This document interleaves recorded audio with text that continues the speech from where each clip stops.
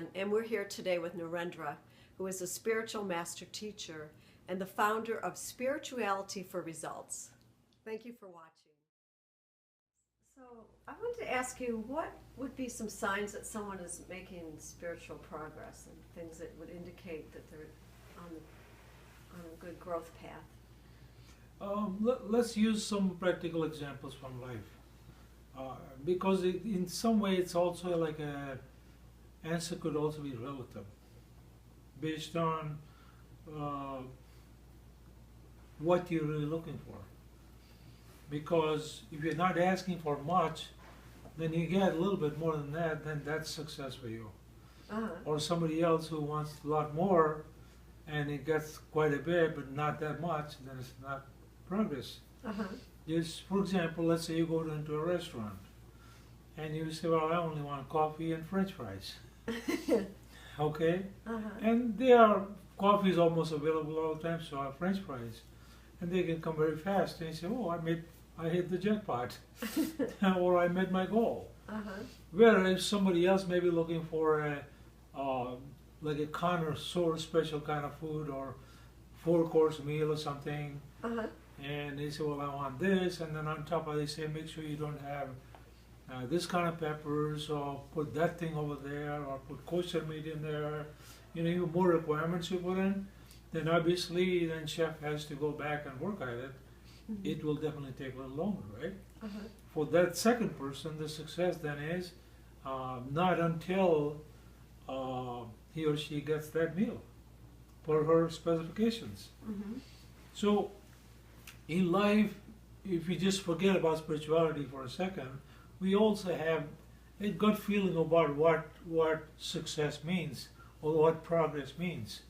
You go to the shopping center, if you're looking for a particular kind of coat, or a jacket, or a pair of shoes, or a color of lipstick, and you say, you know, I got it.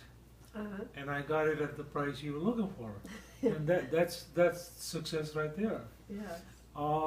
But somehow, when it comes to spirituality, people are not used to asking those kind of questions. And my experience has been, no, it's okay to ask those questions.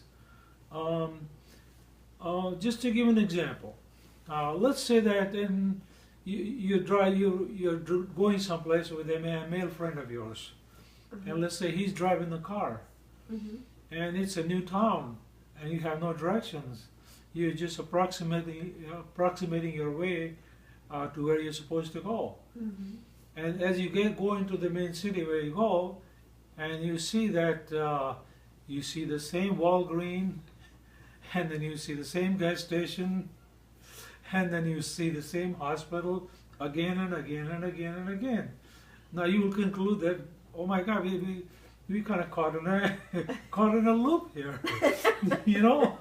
And Groundhog's Day. Exactly. So the interesting thing is, and it's kind of sometimes some of the men don't like to ask directions, and ladies are more likely to say, well, I'm going to stop by the gas station, and that's where I want to go.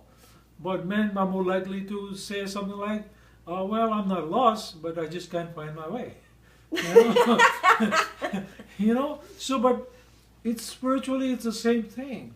If you are caught in a loop or an orbit where you're seeing the same kind of things, you're having the same kind of experiences over and over again. And when I say experiences, when it comes to relationship, when it comes to money, when it comes to health, nothing is changing. Then how can you conclude that you're making any progress? You know? But if you, let's say, you take a long journey from, say, Michigan to Florida, and you know it's some 800 to 900 miles, depending where you want to go, then the progress will be, at least you'll say, okay, where are we? Oh, welcome to Ohio. You know, the sign says clearly, or Ohio Turnpike's signs will be different. Or let's say if you are in Kentucky, then you'll see signs are different, and you know, all the commercial signs up in front of buildings or businesses, you will tell you that, look, you are very much in Kentucky. Or let's say if you go a little further down, and let's say you go into Tennessee, and then you get out, and then people are speaking with different dialect, you know. You know, like different than how country folks talk, you know. Then you can conclude, you say, wow, I'm definitely not in Michigan, because here people are talking different. And very soon you find you're probably in Chattanooga, Tennessee. So those are some of the telltale signs. So, and it's reasonable to ask yourself a question, or ask your minister a question, or somebody will, how am I making the progress? But, so first of all, it relies also on what you're really looking for from your spirituality or your path. And let's make an assumption that we are only talking about people who are looking for enlightenment or God realization. Okay. So if we keep that as the reference point, then we will, for a moment, ignore people who are only looking to maybe look at the candles and sniff the incense or something, or look at the flowers, or get the wafer dipped in the wine and go away and not come back for a year. Let's say the seeker is very sincere, okay, and he or she says, well, I'm looking for enlightenment, or I'm looking for God realization. Now, if that is the yardstick, then there are several things that can happen.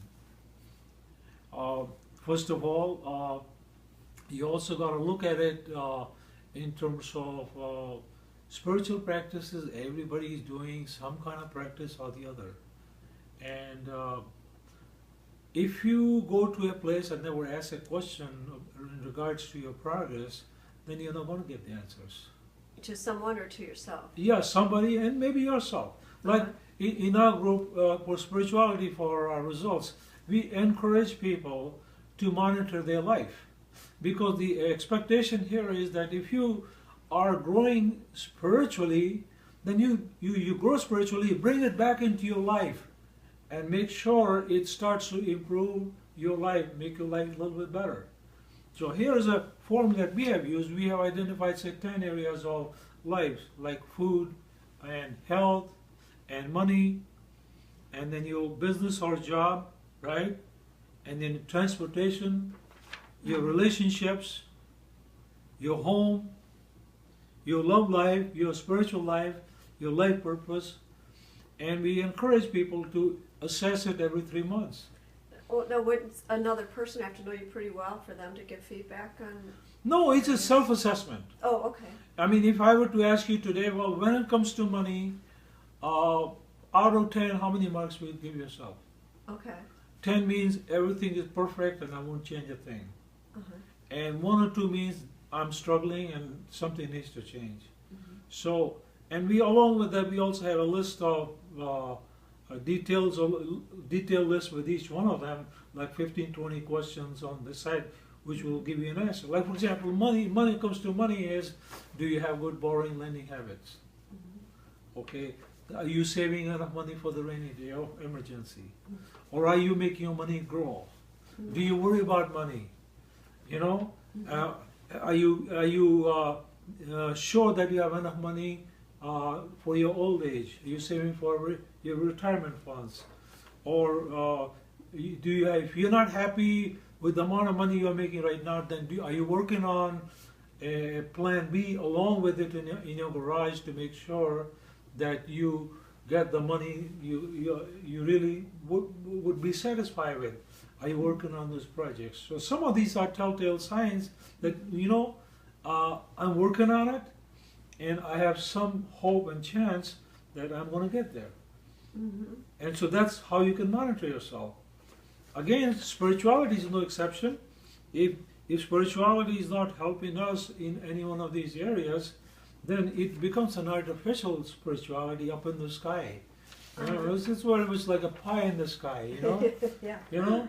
Yeah. And whereas the true purpose of spirituality is to make sure that our life becomes better in a tangible way. So that's one way to self-monitor yourself. But then there are other ways you can do is, you can also look at, if you look at Bible, they say there are fruits of spirit that start to show in your life. Do you have more peace? You have more joy? Then are you more kind and loving to other people? Are you more understanding, etc., etc.? You know, there are telltale signs in the Bible that says that fruits of the Spirit start to come into your life. Yes. And then if you can also look at this in a different dimension, and that dimension is, for example, I'll illustrate something. Of course, many people, if you look at the entire section of society, some say, I don't want to go near a church. I just mind my own business. I'm going to figure it out by myself. And so they have same old habits they always had, and they struggle, they make mistakes, and that's how they learn. That's a very difficult way to learn. Now, there's a second group of people. He said, well, I go to a generic church or a temple or a synagogue, and I just follow my path I was born in. If you're a Jew, or if you're a Hindu, or if you're a Buddhist, or if you're a Christian, then I just follow that. And that's well and good. But think about what he's doing. He's teaching you about scriptures, he's teaching about prayers, he's teaching about getting close to, say, Jesus or one of the masters, and he's teaching you other things that should make your life better. But then it's a mass approach to a whole lot of people. But you may be the one who say, no, I want to move faster. So then you have to ask different kind of questions from your minister or your rabbi. Say, look, I want more results in a much faster way. And a lot of times systems are not allowing that. Right. Okay? So then you may have to consider your choices again, maybe make different choices. Go to a different church where you are giving more personal attention. And then you will see even better results. Now, if you really look at, if you just for a moment forget about the religions and denominations, and you say, well, is it possible to lump all systems of the world in some couple of major categories? We just did, like School of Hard Knocks. I'm not going to ask anybody, or I'm going to just follow a traditional religion, and that's it, and I'm not going out of it because whatever the reason is. But then if you go to a generic religious approach, then you're only going to get generic answer. You have to break out of the pack and either spend more time with your minister or your system if you want better results. Now, this is what applies to most people in this world. But if you really look at what I call the advanced path, advanced paths basically you can categorize in two groups. One is path of meditation, and one is path of love. Now, path of meditation is basically teaching you mental disciplines. Meditation is nothing fancy or new age. It's in Christianity also it's called mindfulness, right? And Buddhists use different terms. So what you're doing is you're trying to go inside and sort things out and become a little more peaceful. And when you become more peaceful, then you have a much better chance of sorting your life out and also be able to go where you want to go. So think about it. Non-meditation is when a person is worried about future all the time and unproductively and in a mentally obsessive way worries about it and is really not taking the corrective action to find solutions. It's the same way when a person's heart, and typically it happens to most feeling-based people, that their heart is in the past. Well, she did this to me, and why this happened to me, and you have a whole lot of unresolved issue from the past because you have not forgiven anybody, and you have not resolved those things and not moved on. So non-meditation means that your body is here, your mind is in future worrying about things, and your heart is in the back. And it becomes like a tug of war with a rope. Poor you is caught in the middle. You go back and forth, and subject to modern day stress. And the way of living, what else do you expect? You're going to get stress, ulcers, health problems, headaches, and all possible things that you can think of. So meditation, the goal is to get your victory over the mind, to eliminate the mind that is continuously and obsessively thinking. Mm-hmm. It makes the mind silent. And as soon as your mind becomes silent, you become more peaceful. You become more focused. Most of your stress disappears. And you're not scattered anymore. Mm-hmm. You're very clear-minded. And imagine with that you can do many things. And the path of love, if you put all the paths of the world, the path of love basically means what? That it is really taking you towards where you can understand the true meaning of unconditional love. Mm-hmm. And on its way, it makes you grow out of lusty way of looking at things. Mm-hmm. Because lust only keeps you centered at the lower part of you. Mm-hmm. And is more selfish or more animalistic in nature. Mm-hmm. Whereas the unconditional love is more divine in nature. Mm-hmm. That's where the highest self of you comes out. So if you see in the body, like this section here is the mind, this section here is the heart. Mm-hmm. And your spirit starts from here on. So most people are kind of caught in this world, and these two things are churning all the time. Heart is churning all negative unresolved issues, and mind is running out worry about things. Oh, this is going to happen, that's going to happen. And then the rest, the body just gets the result of whatever they do. So the idea is to get victory of heart and victory of the mind. When you get your mastery of those two, mm-hmm. then suddenly you qualify for the zone of spirit. Your fourth dimension starts to open. But the requirement is that you have to have a spiritual master there, a master who is God-centered, mm-hmm. of Christ consciousness level. When he or she pulls you up, you go into the zone of spirit. And so what happens? How do you know that you're making progress? Mm-hmm. Suddenly you used to worry a lot, you have a lot of anxiety, it's gone. You used to be scatterbrained, now your mind is very centered and very peaceful. And since you have no anger against anybody, no fear against anybody, and you have nothing to resolve, you have forgiven everybody, guess what? The only thing left now is love and joy. Mm-hmm. Your heart is full of joy and peace. And now all of a sudden you start to notice flowers on your way to work. And the same you, before you never even saw them. You see? You start to appreciate the nature. You start to connect to other people's feelings, how they're feeling. Mm-hmm. And you become a little more expanded and connected with everybody else.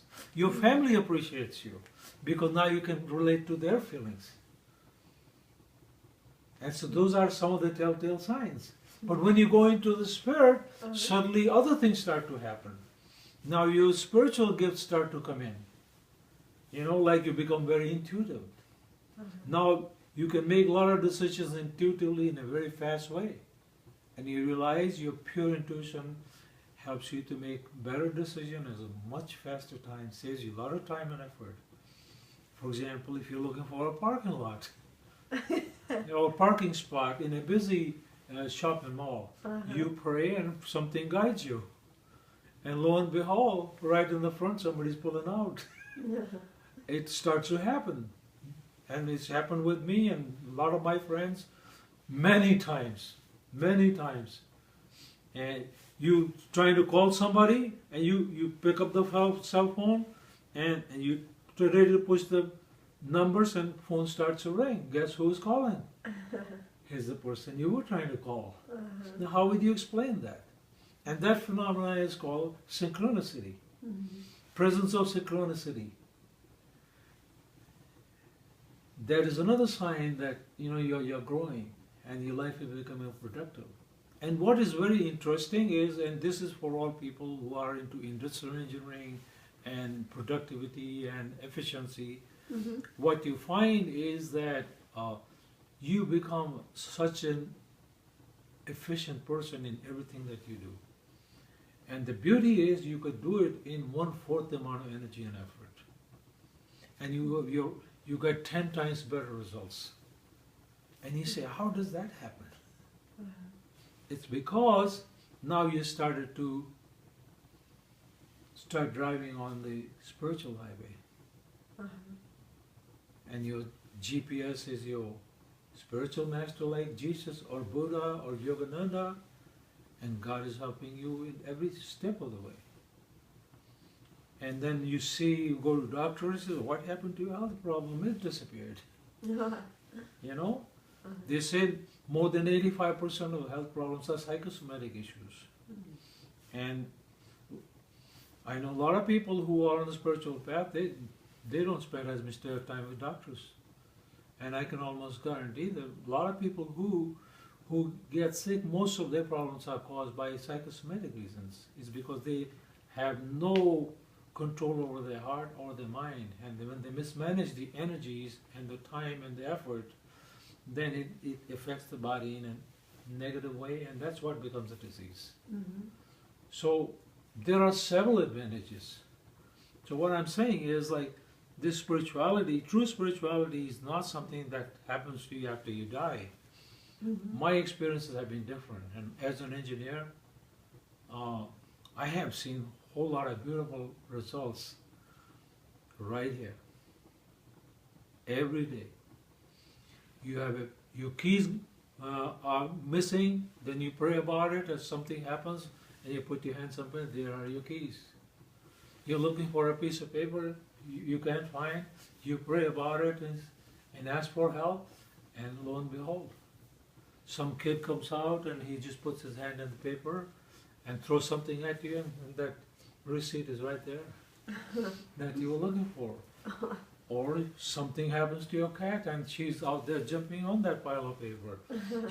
He said, that's where the answer is. Or suddenly a book falls. Or that page is open and you read and that's where the answer is.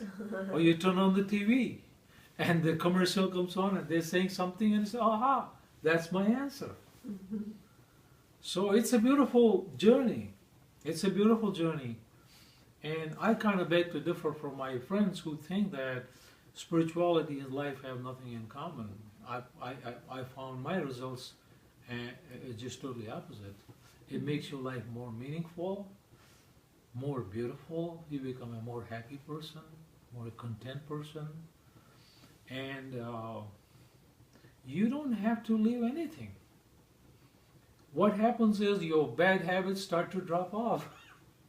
One by one, all your bad habits drop off.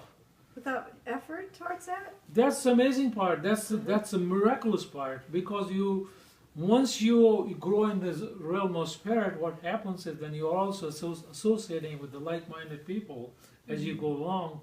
Who knows who's got what blessings? I mean, it's a blessings galore. I mean, it's a Christmas every day. Gifts keep coming, and I say, like, what happened? I don't feel like drinking coffee anymore, even though you tried before. While people give up cigarettes, people smoking, or any other habits, like, geez, can't get up in the morning, and it's like every day you get up just like that, like a baby. Another beautiful thing is that what happens to you is, you see, when people are mind-centered, they become like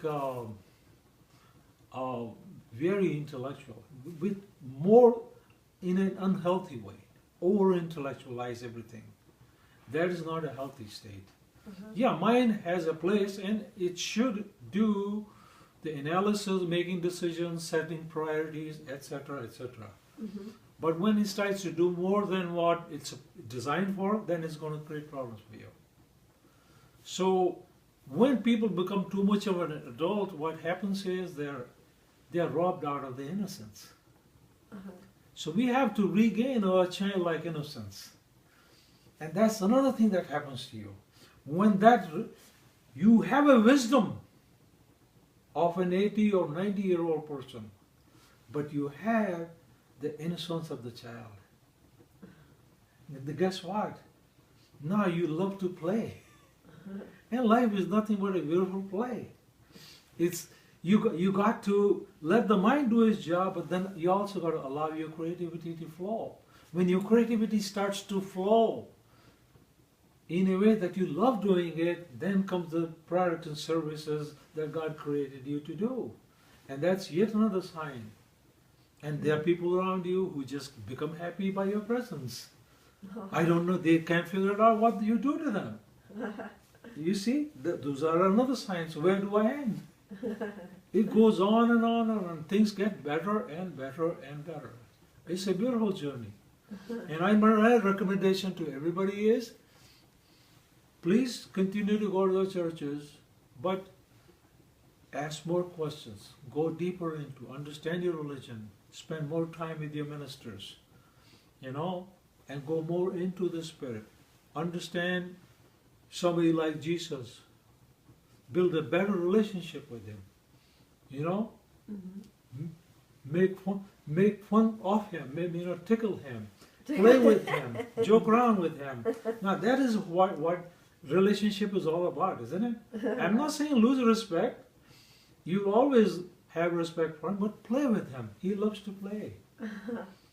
And then before you know, and if you know, the Bible says clearly, only those who are innocent like children will come to me. It's already written. So when you start to have that, where is stress? Where is fear?